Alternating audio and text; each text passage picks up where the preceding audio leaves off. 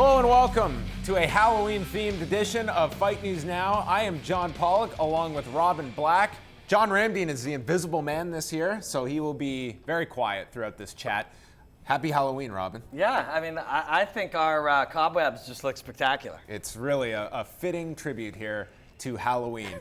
We do not have a ton of news to get into, but certainly this weekend, there's going to be a lot of action happening, not just the UFC card, the Tough Latin America finale event, which I'm very much looking forward to that main event, but also Bellator is happening on Friday night, and we actually have some exclusive news on the Fight Network site that Ed Ruth, who is making his debut on the prelim portion, he now has a new opponent, a late-minute change from this past weekend that they were finalizing against Dustin Miles Collins that he'll be fighting on the prelim portion. But I think Ed Ruth, a multiple-time national champion, is someone at bantamweight that there's a lot of curiosity about, with Bellator going after a lot of ex-wrestlers and now trying to bring them into the Bellator fold. Very smart, man. I mean, we've been seeing what a great wrestler can do in mixed martial arts for years. Make sure you check out FightNetwork.com. We've got some really good stuff happening there these days. In terms of the Bellator card itself, we have Liam McGeary defending the light heavyweight title against Phil Davis. That's and great. It's a pretty big month for Bellator. They're running 3 consecutive weekends. They're going to Israel with Andrei Koreshkov defending the welterweight title against Douglas Lima. And then it's going to be the card in San Jose as Michael Chandler defends the lightweight title against Benson Henderson. So after a pretty quiet October on all MMA fronts, November is going to be packed. Yeah, and those are their best fighters. There's no question about it. Liam McGeary is just a killer fighter. Phil Davis, man, that's going to be a spectacular fight. And then Koreshkov, you saw how good that guy looked against Ben Henderson. I mean, that was a spectacular performance. And then my guy Chandler and Ben Henderson, I'm going to try to craft a breakdown for that one. Chandler is one of my favorite fighters to watch. The way that, he just sort of expresses the violence in this strange combination of freedom and athletic control. Is a really fascinating fighter, and Ben Henderson is a tough fight. It's his toughest fight, arguably, although, Eddie Alvarez, he has done extraordinarily well in those fights, and he beat Eddie, and Eddie's the UFC champion now. So those are some great fights. That's the top fights Bellator can put on. Yeah, I'm curious to see what kind of attention Andrei Koreshkov gets, because I feel the Benson Henderson fight, this was someone who is a very underappreciated champion at welterweight for Bellator. That was a tremendous performance. I think that woke a lot of people up. Of course, it is a taped show from Israel, and it's also the weekend of 205, so it's going to be tough to kind of get a lot of attention when you have that event happening on the Saturday at Madison Square Garden. And that's the thing. Attention seems to be a really huge thing. Everybody's vying for it in whatever field or business or game or TV or sport or whatever. You're vying against all of it. So it's not just the UFC versus Bellator. It's the UFC and Bellator versus every other thing in the world. So it is very hard to cut through. Looking ahead to Saturday, Rafael dos Anjos is going to look to bounce back after that very difficult loss to Eddie Alvarez in July, dropping the lightweight title to Alvarez. And he gets Tony Ferguson, which is a guy that we have seen now. He's won 14 of his last 15 fights, is on a great stretch of 8 fights, and had that super entertaining fight with Lando Venata earlier in the summer. He's someone that we have seen sometimes he gets into trouble in fights, but is always able to work things around, that excellent submission game. This is going to be a big test for both individuals, and at least moves the winner further to wherever lightweight ends up after Eddie Alvarez fights Conor McGregor. Yeah, I'm a big believer in Tony, and I think he's an exciting fighter, a spectacular fighter, innovative, and innovative in the moment too, which is rare, and it's really compelling when you see it done well.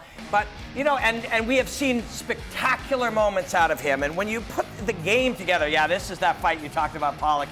The thing is, if he fights RDA like this, he may be in a lot of trouble, but I don't think he will. He went in and free-formed this one. That is an element of what he does. The thing is, an innovator and an improviser in a free-form style fighter like Tony is the way you beat a meat and potatoes, high-quality fundamentals guy like Dos Anjos. But the opposite is also true. The way that you take those guys who color outside of the lines is pay attention to fundamentals. That's why you have to have the fight. There's a strange feeling that people have that Dos Santos is on his way down.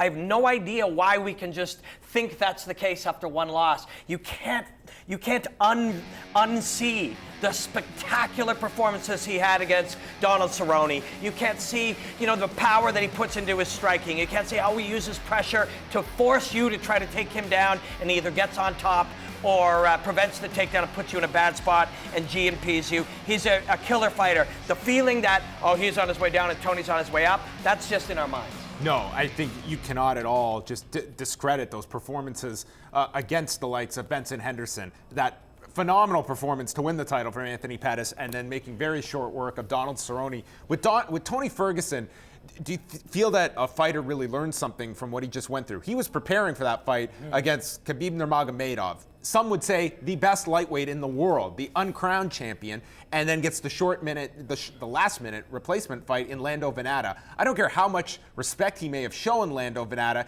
That's a very difficult transition to go from a Nurmagomedov to a Venata, which is a fight that it's not one that you can lose, but it's one that you are expected to win. And there were definitely issues in that fight that Ferguson overcame. Yeah, and often people will look and go, oh my God, you see he was losing this fight. And Tony's a perfect example of that, but this carries over to many fights. Oh my God, you see the guy was down 2 rounds and somehow he came back. Oh, you see he was in trouble and he won. These are not bad things. There is a downside to having, a bad round or taking a while to get comfortable with somebody. But the upside is no matter how much trouble this guy gets in, he believes in himself and finds a way. That's a very powerful thing. But when you get kicked in the head by Lando Venata in his first fight, it's different than getting kicked in the head or something really crisp and firm landing from RDA. But at the same time, if you gun to my head, Tony's the guy that you get this feeling can win any of these fights on any given nights. This is also a card, of course, where the geography is very important. Being in Mexico City, we have seen in past cards how that's affected performances from various fighters. And we're looking at this card, Robin, where you're not talking about guys that are necessarily of that tax bracket where you can go and uplift your team and go move there for a month and a half that other fighters have had the luxury to do. That's something to certainly watch on Saturday of how they deal with that elevation, because most of them are probably getting in there at most 10 days, if not less, before the fight. And Tony Ferguson has made himself an example, and he's made himself, exactly structured his training in a way that will take advantage of that. He went and he built himself his own thing up at Big Bear, brought in the people he needed, made $100,000 worth of bonuses in one fight, and has probably spent a third of that on this, but that shows you how serious he is. He's been at elevation, training just the way he trains, in his own way too, which is key. There's a movement in these gyms these days towards a very cut and dried style of training where we're all training the same way. And when you have somebody who comes in and approaches the game differently, that's tough to deal with.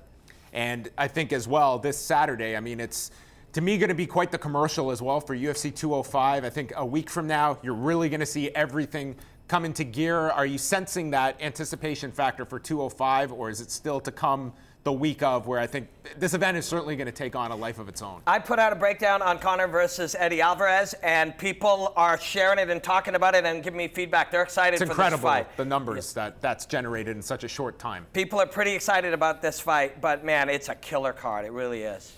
Go check it out, Robin Black's breakdown of Eddie Alvarez and Conor McGregor. We are going to be here all week long, and we will have a preview show for Rafael dos Anjos and Tony Ferguson, who meet in Mexico City. Tune in Thursday night at 7 p.m. Eastern.